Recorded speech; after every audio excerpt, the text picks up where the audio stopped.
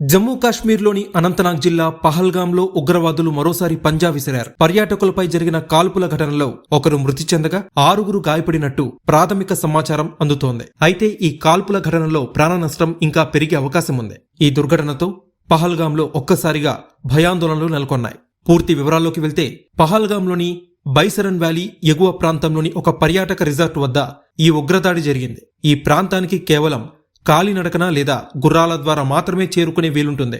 ఇలాంటి ప్రాంతంలో పర్యాటకుల్ని లక్ష్యంగా చేసుకుని ఉగ్రవాదులు కాల్పులకి తెగబడ్డారు. సైనిక తరహా దుస్తుల్లో వచ్చిన దుండగులు ఈ దాడికి పాల్పడినట్టు తెలుస్తోంది. పర్యాటకుల్ని లక్ష్యంగా చేసుకుని పక్కా ప్రణాళికతోనే ఈ దాడికి పాల్పడి ఉంటారని అధికారులు అనుమానిస్తున్నారు. ఈ ఘటనపై సమాచారం అందుకున్న వెంటనే భద్రతా బలగాలు, వైద్య బృందాలు హుటాహుటిన సంఘటనా స్థలానికి చేరుకున్నాయి.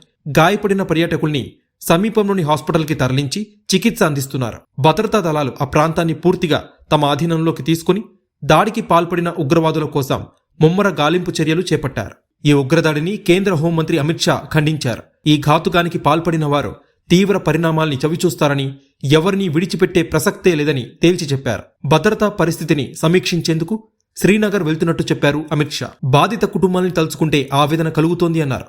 వారి క్షేమం కోసం ప్రార్థిస్తున్నట్టు చెప్పారు. ఇక ఈ ఘటనపై సౌదీ అరేబియా పర్యటనలో ఉన్న ప్రధాని మోదీ ఆరా తీశారు. దాడి గురించిన వివరాల్ని కేంద్ర హోంశాఖ మంత్రి అమిత్ షా నుంచి అడిగి తెలుసుకున్నారు.